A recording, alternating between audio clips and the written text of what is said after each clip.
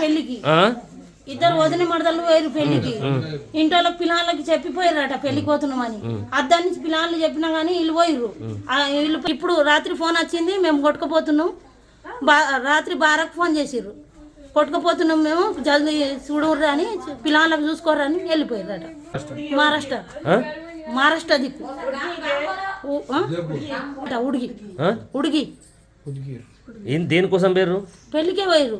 ఎవరు పోయారు? ఇద్దరు వదిన మడదలు పోయారు. ఆమె కూడా పోయింది పెళ్లికి సోబత్కి.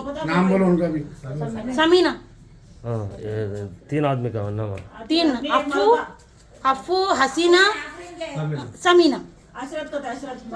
అషరత్ మొగన్ పేరు అషరత్. ఆ పిల్లాడు ఉన్నాడు. ముగ్గురు పోయారు వీళ్ళు కొట్టుకొని.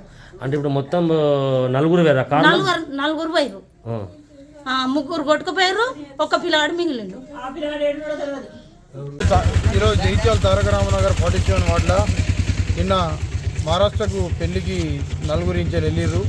నలుగురు వెళ్ళి బస్సుకు పోయి రాంగా వర్షం కొడుతుందని కార్లో రాంగా అక్కడ మన కట్ట దిగిపోయి కారు గలంతవ్వడం జరిగింది. గలంతైన దాంట్లో ఒక బాబు ఉన్నాడు. ముగ్గురు లేడీసు దాంట్లో గలంతయ్యారు. వాళ్ళు దేవుని దేవాల క్షేమంగా ఇంటికి చేరుకోవాలని మేము అందరం కోరుకుంటున్నాం. అలాగే వాళ్ళు బాగా బీదస్తులు.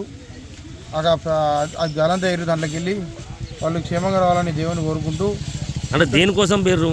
పెళ్ళి మ్యారేజ్ కోసం పోయారు. మ్యారేజ్ కోసం వీళ్ళు రాంగా తోల వర్షం బాగా కొట్టింది. అక్కడ అద్దన్నారట.